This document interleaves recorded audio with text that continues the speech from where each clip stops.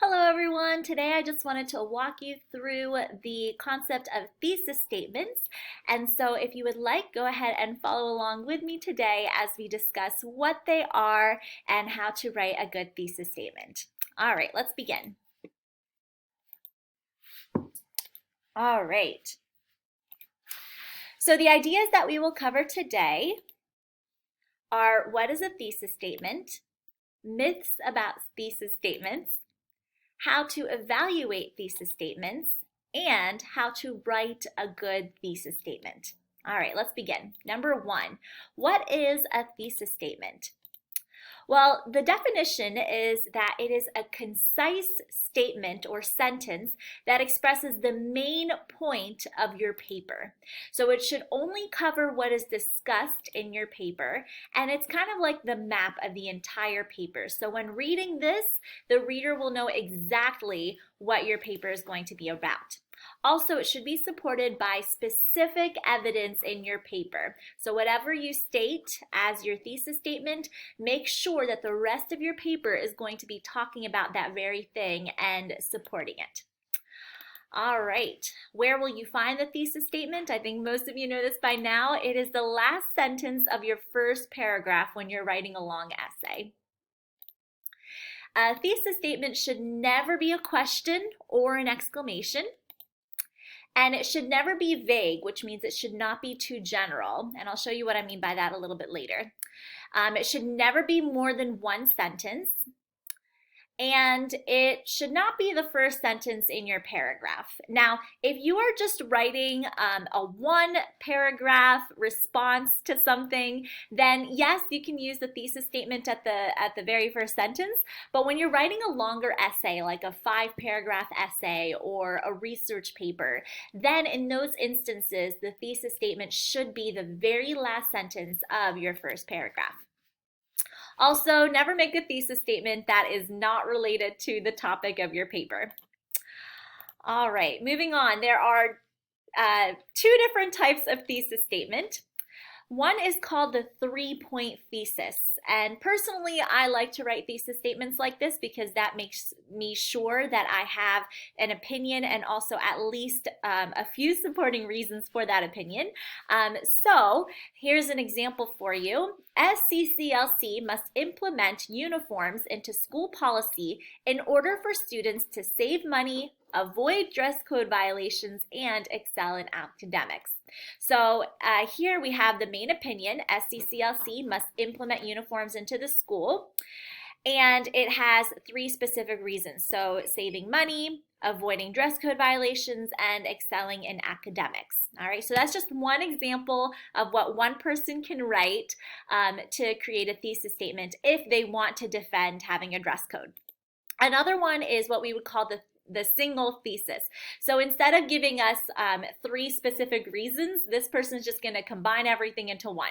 So we still have the opinion here that SCCLC must implement uniforms into school policy, but now the reason is that it will improve the learning environment. All right, so it just combines all of those reasons into that one main overall idea.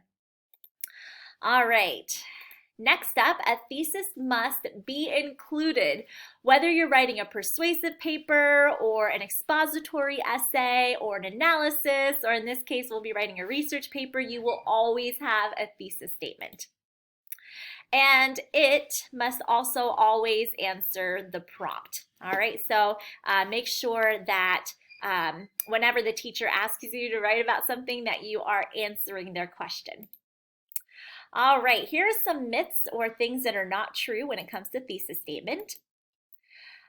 One idea that people have is that you have to write a thesis statement before you start your whole paper, okay? That's not actually true. Sometimes people don't develop their thesis statement in full until they've done a lot more research, okay?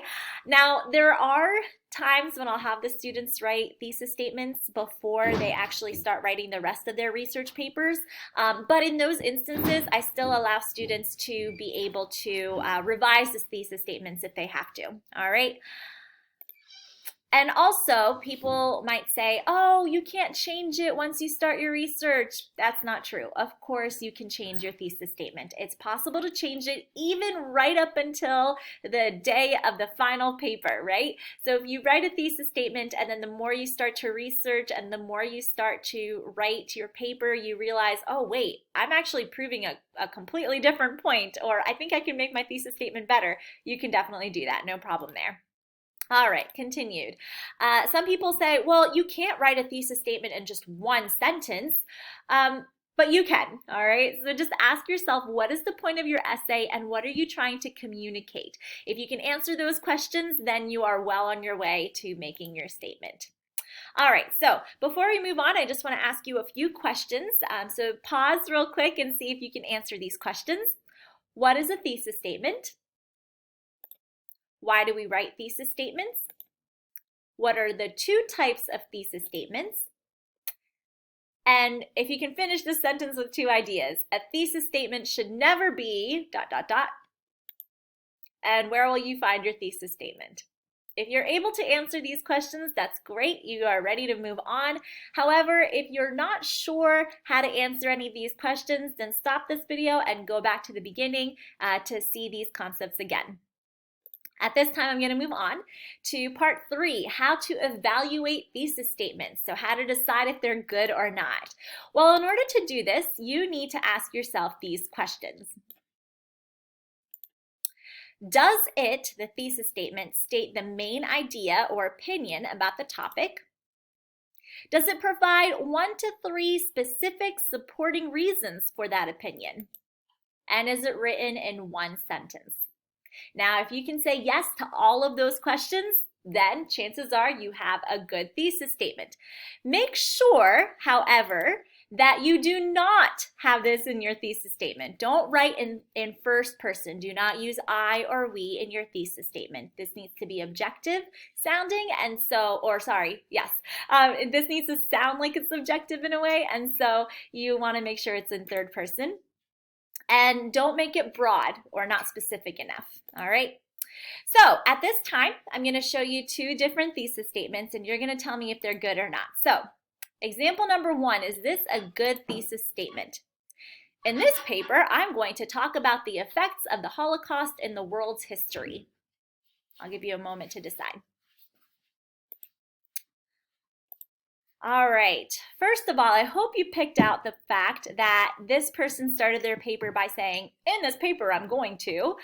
Those are not good ways to start your paper. Never start your paper by saying, in this paper, and never ever say, I'm going to talk about, all right? Just cross that out altogether. Also, it's not specific enough, right? So they're saying that, yes, the Holocaust had effects on the world's history, but what were those effects? And if you're writing about this, well, why are you writing about this? There are no supporting reasons for why this person's writing, and there's not even an opinion in this either. All right, let's take a look at this statement. It is essential to learn about the Holocaust because it was a devastating time period in history which should never be repeated. All right, let's take a look at that in more detail. All right, so in this statement, we do have an opinion. The person says it's essential to learn about the Holocaust. And that's debatable, right?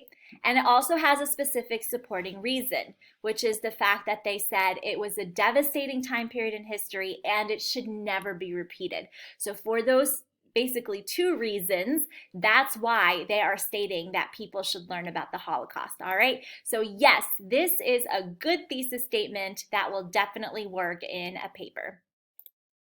All right, finally, how to write a good thesis statement. There are 2 main ingredients for a solid thesis statement. First of all, you want an opinion, which is like a debatable statement about a topic.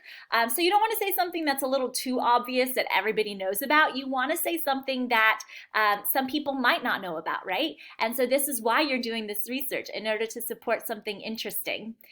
And then also you need 1 to 3 reasons to support this opinion. And then once you combine those, you have your thesis statement. So let's take a look at an example. Let's say I want to talk about social media and I want to say social media is beneficial. Now that's pretty debatable. Some people might say that you should never use social media and some people love it, right? And so in this particular instance, the writer is saying that it is beneficial, that people should use social media. And the reasons that they have is because social media fosters friendships by allowing people to connect more easily and frequently with one another. So that's their main reason here, that it allows people to connect easily and quickly, and that way it fosters their friendships. So if we combine all of that together, we would have our thesis statement. Social media is beneficial because it fosters friendships by allowing people to connect more easily and frequently with one another. So there you have it. We went through the details of what a thesis statement is and also how to evaluate and see if they're good or not, and also how to write one of your own. In the assignment that you'll have for today, you will be quizzed or tested on your understanding of the concepts that we went over in this video. So what you'll be doing is you will answer some questions asking you what thesis statements are and the difference between good and not so good thesis statements. You'll also see some examples of thesis statements and you'll have to explain whether they are good or whether they are insufficient, and you'll have to explain why.